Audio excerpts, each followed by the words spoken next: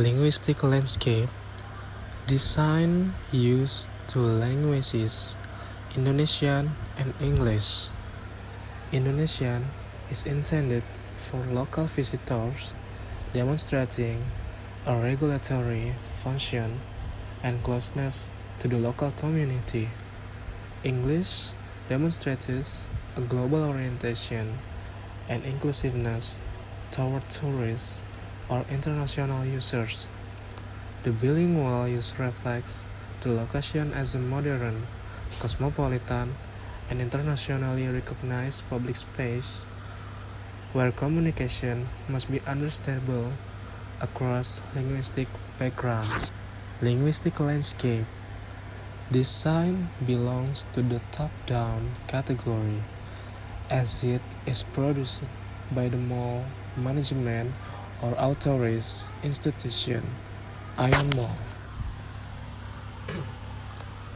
It is not created by individuals, but by official authorities responsible for building operation and safety.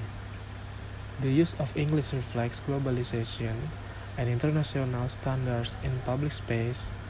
English is commonly used for technical rooms to ensure clarity for professionals, including engineers or technicians, who may come from different linguistic backgrounds. Additionally, the sign works together with visual safety symbol above it, making the message accessible even to those unfamiliar with the term Ahu. This shows how language and visual elements interact in the linguistic landscape to maintain safety and order in public environments. Linguistic landscape analysis. In terms of linguistic landscape, design can be classified as a top-down sign. It is officially produced and installed by an authority, such as the mall management or traffic administration, rather than by individual shop owners or visitors. This is indicated by its standardized design, official warning colors, yellow and black, and its placement in a strategic traffic-related area. The use of Indonesian language only suggests that the primary intended audience is local visitors and drivers. This choice reflects the dominance of the national language in regulating safety and public order, especially in functional and race-related contexts, unlike commercial signage that often use English for branding purposes. Safety sign priorities clarity and immediate comprehension. From a linguistic landscape perspective, the sign also demonstrates how language is used as a tool of power and control in public space. The authority behind the sign determines both the language and the message, guiding people's behavior and movement without direction interaction. This reinforces institutional control over the space while promoting safety and order. Within the context of Mall Tanjung Barat, the sign contributes to an organized and regulated environment, where linguistic signs help manage traffic flow and minimize danger. The sign shows that the linguistic landscape of the mall is not only shaped by commercial interest, but also by safety concern and institutional responsibility. Linguistic landscape. The sign used two languages, English and Indonesian. English represents international standards and accommodates global users such as tourists or foreign workers. Indonesian ensures accessibility and comprehension for the local population. The bilingual presentation reflects a formal, institutional, public space that emphasizes safety regulation and inclusivity. The use of capital letters and red color reinforces the authoritative and instructive nature of sign. Linguistic landscape. This sign belongs to the top-down category as it is issued by an official institution or building management responsible for safety regulation. The sign used Indonesian indicating that the primary audience is local users, while the use of universally recognizable icons ensures comprehension by non-Indonesian speakers as well. The visual symbols function as a language-independent communication strategy, which is crucial in emergency contexts where quick understanding is required. The sign reflects how language and visual work together to create effective public communication in a shared space. Linguistic landscape. This sign belongs to the top-down category as it is installed by an official authority or institution responsible for managing the public space.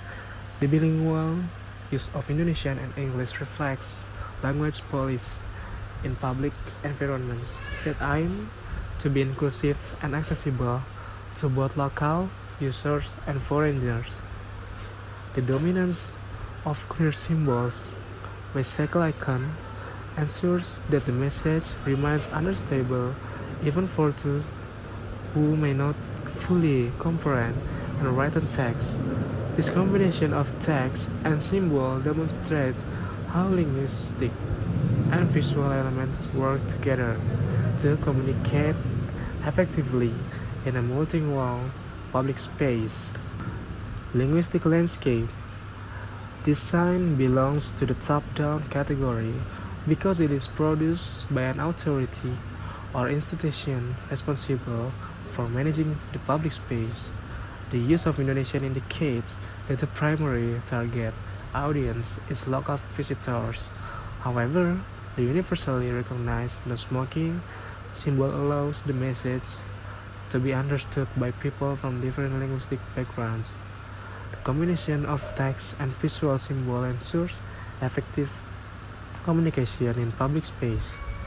This sign demonstrates how language and imagery function together to regulate behavior and reflect institutional authority within the linguistic landscape. Linguistic landscape.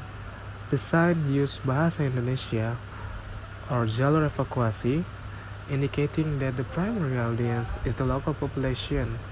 The absence of English suggests that the sign prioritizes national language authority and local accessibility. The combination of text and universally recognized pictograms allows the sign to remain understandable even to non-Indonesian speakers. This reflects a functional linguistic landscape where visual symbols complement linguistic limitation to ensure effective communication in public space. Linguistic landscape.